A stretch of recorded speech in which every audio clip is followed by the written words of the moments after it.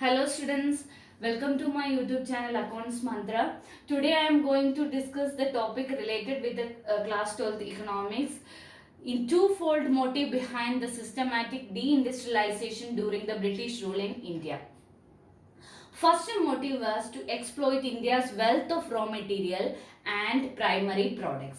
To exploit India's wealth of raw material because the Britain they used raw materials from India as the basic inputs for their industrial purposes. And they forced the Indian farmers to cultivate their commercial crops, especially indigo, as the main raw material for dyeing and textile purposes, and they export this raw material from India to Britain at a tax-free rate, and they used this cheap raw material for their industrial purposes. So they exploit India's raw material and primary product for their industrialization in Britain. Second point, to exploit India as a potential market for the industrial product of Britain. They used this raw material, our Indian raw materials, agricultural raw materials and primary products as the basic raw material or basic inputs for their production process, and by using that raw material they made this finished product at a cheap cost. Why it was cheap cost? Because they export our raw materials at a tax free. Tax free means automatically the cost of this particular product is reduced. So they got our raw materials at a cheap rate, so automatically the cost of production is comparatively less. So they made this finished product by using machines. So machine made products they made, and that machine made products or finished products they import from Britain to India. Same like that export at a tax free, same import also, import and export of this raw materials and finished product from Britain, they didn't pay tax. So automatically the selling price, they can sell the product at a cheaper rate in the Indian market. So the finished products from Britain to India, and they used our Indian market as the main source of industrialization of the British products. Then these are the two motives behind this deindustrialization during the British rule. First one, to exploit India's wealth of raw material and primary products, and second one is to exploit India as a potential market. That means the main market for the industrial products of Britain. That Britain made products they sell out in Indian market. So they used India as the main source of selling out their industrial product. Then what was the consequences? First one is destruction of handicrafts in India. Already we discussed this one, destruction or decay of handicrafts in India. And second one, force to the process of industrialization in Britain. They force, Britain force, then that helps them to increase their industrialization in Britain. Means this British made products they sell out in Indian market, automatically they could sell this product, finished product, especially the quality product. Machine made product means the quality is as much better than this handmade product. So the quality and the cheap rate product they sell out in Indian market, so that helped the Britain to increase their industrial activities, that automatically is a force to the process of industrialization in Britain. Then next point, industrial sector on the eve of independence. Two points we were discussed in this.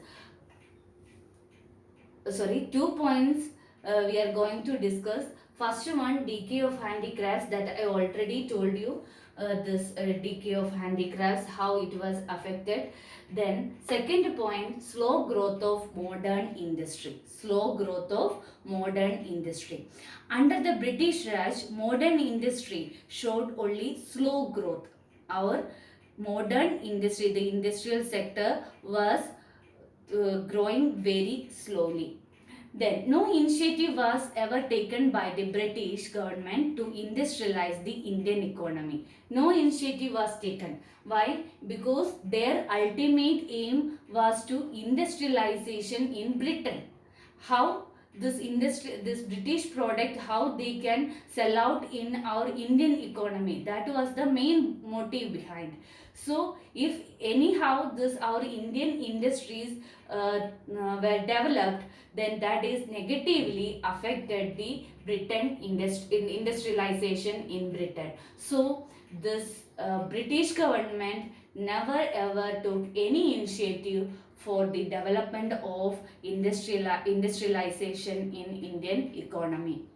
Then another point, the state participation was limited. State participation means public sector enterprises was also very less in that time. That means the government was not interested to industrialize, so the government participation also was very poor, and the slow growth was faced in that time.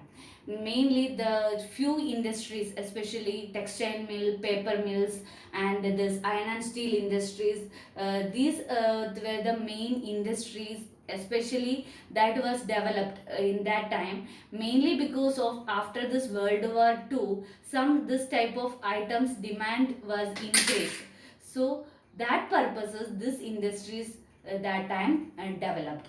Then another point, no capital goods industries. That time, no capital goods industries. Capital goods industries means the industries that produce that machines and some other industrial products for their further production process. So the capital goods industry was